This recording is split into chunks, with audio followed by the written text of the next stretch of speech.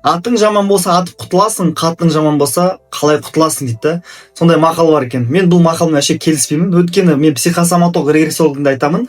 Жалпы жаман қатын деген понятие жоқ. Өйткені жаман қатынның артында жаман еркек бар да. Неліктен? Орекендер айтады, каждой твари по паре дейді. Вы все друг друга стоите. Если кто-нибудь өзінің әйелін жамандап жатса, анау мындай сондай деп, значит сен өзің сондайсың. Если сенің күйеуің бір жаман болатын болса, но если ты это годами терпишь, значит тебе это нравится. Поэтому жаман қатын деген понятие жоқ. Бәрі бір-біріне лайықтысыздар.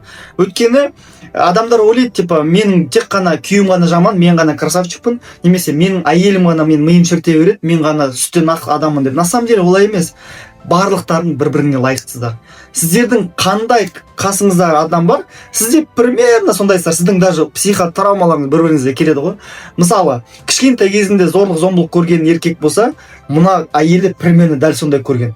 Кішкентай кезінде опорасы өткен қыз болса, примерно мынадай әкесінің опорасын көрмеген. Примерно бір-біріне ұқсайды, өткені бір-біріне лайықты. Поэтому жаман әйел деп айту қажет жоқ. Бәрі бір-біріңізге лайықтысыздар. Сөзді қалай тексеріп алуға болады?